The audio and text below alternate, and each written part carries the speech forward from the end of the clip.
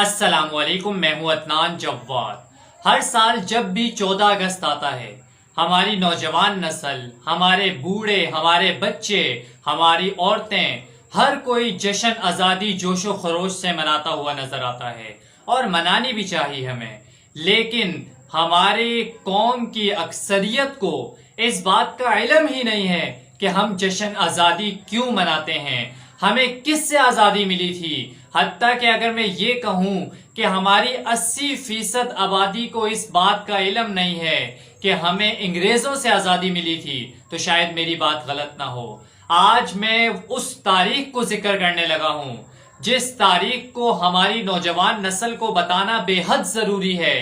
جس تاریخ کو ہماری نوجوان نسل کے ذہنوں میں بٹھانا اس وجہ سے ضروری ہے تاکہ وہ اپنے اسلاف کو جان سکیں، وہ یہ جان سکیں کہ کس قدر قربانیوں کے بعد یہ ہمیں ملک ملا،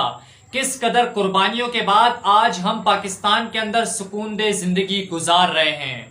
1600 کے بعد انگریز ہندوستان میں داخل ہوا، اور وہ کس طرح داخل ہوا؟ جس طرح اسرائیل فلسطین کے اندر داخل ہوا تھا، تجارت کا نام لے کر تھوڑی تھوڑی زمینیں خریدتا رہا، اور پھر آہستہ آہستہ کرتے کرتے فلسطین پر اپنا مکمل قبضہ جما دیا۔ بالکل اسی طرح انگریز بھی ہندوستان کے اندر کاروبار کا نام لے کر، فیکٹریاں لگانے کا نام لے کر داخل ہوا، اور پھر اس نے آہستہ آہستہ کر کے پورے ہندوستان پر قبضہ کر لیا۔ 1600 کے بعد جب ہندوستان کے اندر انگریز داخل ہوا تو 1600 سے لے کر 1803 تک کہ جب مولانا عبدالعزیز محدث دہلوی رحمہ اللہ نے انگریزوں کے خلاف باقاعدہ فتویٰ دے کر کہا تھا کہ ہر مسلمان پر فرض اور لازم ہے کہ وہ انگریز کے خلاف کھڑا ہو، جہاد کرے، اور انگریز کو ہندوستان کی سرزمین سے نکال باہر کرے۔ جو ان 200 سالوں کے اندر 5 بڑی جنگیں لڑی گئیں، اس کا میں مختصر آپ کو بتاتا چلوں کہ سب سے پہلی جو جنگ آزادی لڑی گئی وہ 1554 کے اندر علی وردی خان نے، پھر دوسری جنگ آزادی 1757 کے اندر نواب سراج الدولہ نے، پھر تیسری جنگ آزادی جو لڑی گئی وہ 1782 میں، اور چوتھی جنگ آزادی 1792 میں، اور پانچویں جو جنگ آزادی لڑی گئی وہ ٹیپو سلطان نے لڑی۔ 1803 میں جب شاہ عبدالعزیز محدث دہلوی رحمہ اللہ نے انگریزوں کے خلاف جہاد کا فتویٰ دیا، اور پھر جس طرح انہوں نے فرمایا کہ ہر مسلمان پر لازم اور فرض ہے کہ وہ انگریزوں کے خلاف کھڑا ہو، تو اس ٹائم جو مجاہدین کی جماعت بنی اس کی قیادت شاہ عبدالعزیز محدث دہلوی رحمہ اللہ کے بھتیجے شاہ اسماعیل شہید رحمہ اللہ اور سید احمد شہید رحمہ اللہ نے کی، اور انگریزوں کو کئی علاقوں میں شکست فاش دی۔ لیکن 1831 کے اندر اپنے چند غداروں کی وجہ سے، جو مسلمانوں کے روپ میں انگریزوں کے غلام موجود تھے، غداروں کی غداری کی وجہ سے شاہ اسماعیل شہید رحمہ اللہ اور سید احمد شہید رحمہ اللہ 1831 میں بالاکوٹ کے میدان میں شہید ہوئے۔ اس کے بعد 1857 کی شاملہ کی جنگ کو لے لیا جائے، جس کی قیادت حاجی امداد اللہ مہاجر مکی رحمہ اللہ کر رہے تھے، اور جن کے کمانڈروں میں ایک مولانا قاسم نانوتوی رحمہ اللہ اور بڑے بڑے جید علماء شامل تھے، جو شاملہ کے میدان کے اندر انگریزوں سے لڑتے ہوئے انگریزوں کو حد سے زیادہ نقصان پہنچایا، مگر وہاں پر مسلمانوں کو شکست ہوئی، اور بڑے بڑے علماء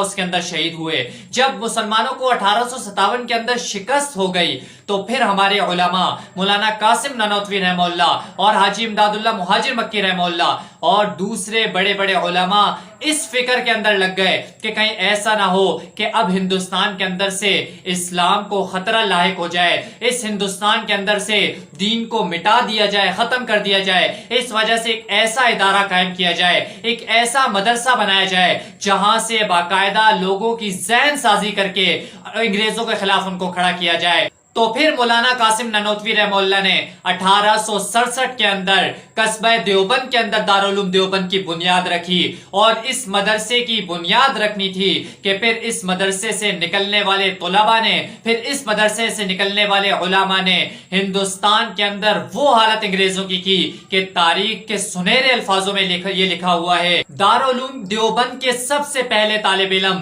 محمود الحسن، جنہیں دنیا شیخ الہند رحمہ اللہ کے نام سے یاد کرتی ہے، انہوں نے تحریک ریشمی رومال کا آغاز کیا، اور یہ وہی تحریک تھی کہ جس کے بعد ہر گلی محلے کے اندر ہندوستان کے انگریزوں کو مار پڑنے لگی۔ 1900 سے لے کر 1947 تک اس پورے کے پورے عرصے میں اگر عوام کو کسی نے انگریزوں کے خلاف کھڑا کیا تو وہ دارالعلوم دیوبند سے نکلے ہوئے علماء تھے، وہ دارالعلوم دیوبند سے نکلے ہوئے فضلاء تھے، وہ دارالعلوم دیوبند سے محبت کرنے والے تھے۔ آج لوگ کہتے ہیں کہ دیوبندی علماء تو پاکستان بنانے کے خلاف تھے۔ میرے بھائیوں، کیا مولانا اشرف علی تھانوی رحمہ اللہ کا آپ نے نام نہیں سنا؟ کیا مولانا شبیر احمد عثمانی رحمہ اللہ کا نام آپ نے نہیں سنا؟ قائد اعظم محمد علی جناح صاحب کے الفاظ ہیں جو انہوں نے اپنی کتاب میں لکھے کہ اگر مولانا اشرف علی تھانوی رحمہ اللہ اور مولانا شبیر احمد عثمانی رحمہ اللہ پاکستان بنانے میں میرا ساتھ نہ دیتے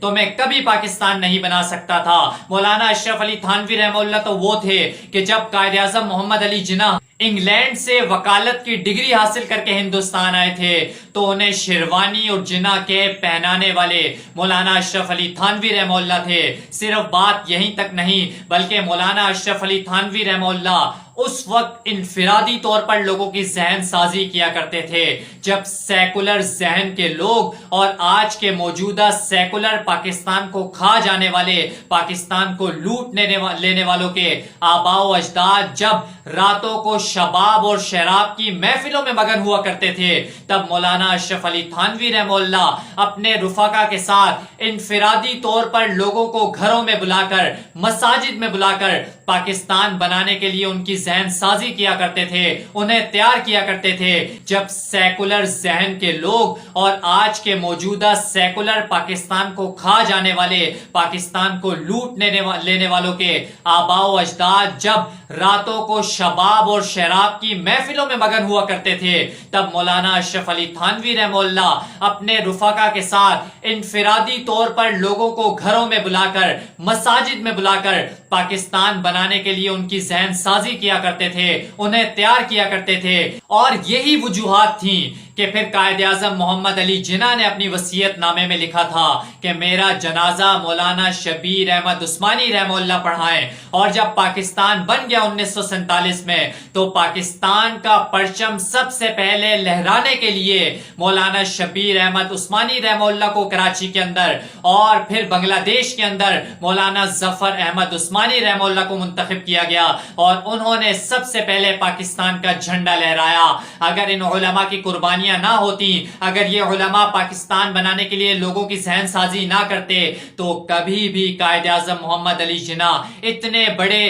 مقصد کے لیے کہ جس میں سب سے پہلے پاکستان کی پرچم کشائی ہو رہی تھی، مولانا شبیر احمد عثمانی رحمہ اللہ کو کراچی میں اور مولانا ظفر احمد عثمانی رحمہ اللہ کو بنگلہ دیش میں منتخب نہ کرتے۔ میں اپنی پوری پاکستانی قوم سے کہنا چاہتا ہوں کہ خدارہ تاریخ سے واقف رہیں، تاریخ کو جاننے کی کوشش کریں۔ ہندوستان کے اندر انگریز ہندوستان سے جانے کے لیے نہیں آیا تھا، جس طرح امریکہ اور نیٹو افغانستان میں افغانستان سے جانے کے لیے نہیں آئے، اسی طرح انگریز بھی ہندوستان پر مکمل قبضہ کرنے کے لیے آیا تھا اور تبھی وہ 1600 سے لے کر 1947 تک ہندوستان کے اندر موجود رہا۔ مگر جب ہندوستان کے علماء اٹھے، جب ہندوستان کے دیندار طبقہ اٹھا اور ہر گلی کوچے کے اندر انگریزوں کو مارا اور انہیں اس قدر مارا کہ پھر انہیں مجبور کر دیا کہ وہ ہندوستان کی سرزمین سے نکل جائیں، اور پھر جب وہ 1947 کو ہندوستان کی سرزمین سے نکلے تو پھر پاکستان بھی بنا، پھر انڈیا بھی بنا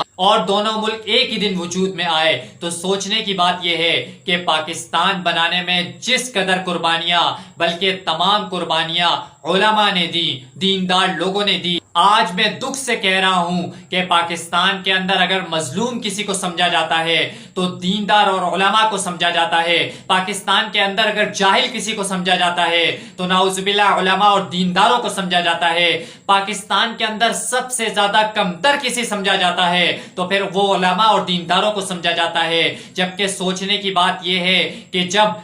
سقوط سلطنت عثمانیہ ہوئی 1923 یا 24 کے اندر تو کمال اتا ترک نے ترکی کی مسجدوں کو استبل میں بدل کر رکھ دیا، ترکی کے اندر سے اسلام کو بالکل ختم کر کے رکھ دیا، حتیٰ کہ ترکی کی اپنی زبان تک کو بدل کر رکھ دیا تھا۔ پاکستان کے اندر بھی یہی سب کچھ کیا جا رہا ہے کہ پاکستان کی مادری زبان اردو تک کو اتنا مظلوم بنا دیا گیا ہے کہ اگر کوئی اردو میں بات کرتا ہے، کوئی اردو میں تقریر کرتا ہے، کوئی اردو میں کچھ لکھ کر دیتا ہے تو اسے جاہل سمجھا جاتا ہے اور انگریزی میں لکھنے والے کو پڑھا لکھا سمجھا جاتا ہے۔ اگر آج بھی ہماری نوجوان نسل کو، آج بھی ہمارے سنجیدہ لوگوں کو یہ باتیں سمجھ میں نہ آئیں تو اللہ نہ کرے ایسا وقت آ سکتا ہے کہ جب دوبارہ ہم پھر انگریزوں کی غلامی میں چلا جائیں، کیونکہ انگریز اپنے قدم اسی طرح مضبوط کر رہا ہے پاکستان میں جس طرح اس نے 1600 کے بعد ہندوستان کے اندر کیے تھے۔ تو میں پوری پاکستانی قوم سے کہنا چاہتا ہوں